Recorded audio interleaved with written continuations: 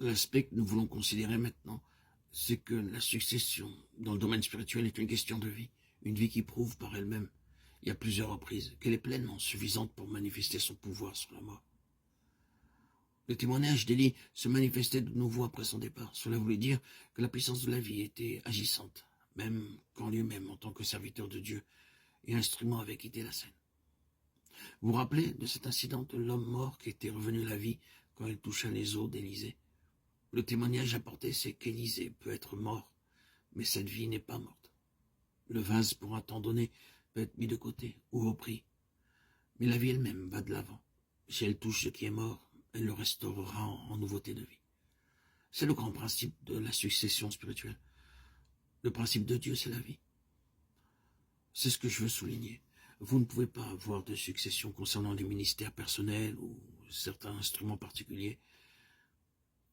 Vous ne pouvez pas avoir la garantie que la chose ira de l'avant pour accomplir le dessein original en nommant des successeurs. Il doit y avoir un témoignage de vie. Et il vaudrait mieux que les choses cessent quand la vie qui était à l'origine n'est plus là. Nous ne devrions pas essayer de préserver une chose qui n'aurait plus en elle-même cette vie de Dieu. La terre aujourd'hui est encombrée par des organisations, des œuvres qui avaient commencé dans la vie mais qui l'ont perdue par la suite et qui maintenant se maintiennent à grands frais sans accomplir pour autant le dessein vital. La succession est une affaire de vie. Souvenons-nous de cela. Oh. Si nous avons du mal à retenir le reste, souvenons-nous au moins de cela. Nous ne devons pas obtenir quelque chose avec un nom. Nous ne voulons pas perpétuer des choses, des lieux, des ministères, ni même un enseignement. Non, pas du tout. Si la chose doit continuer quand nous nous en serons allés, cela pourra seulement se faire si la vie de Dieu est dans cette chose pour la porter.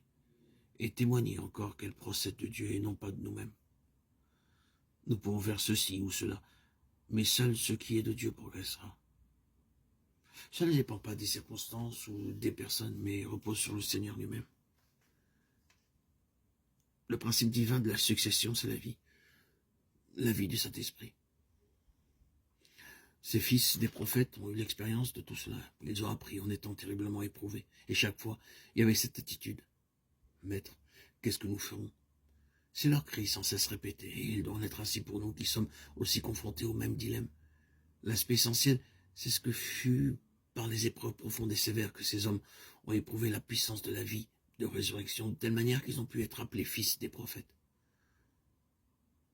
Voici, moi et les enfants que l'Éternel m'a donnés, nous sommes des signes et des prodiges. Cela signifie quelque chose qui est en dehors du domaine humain.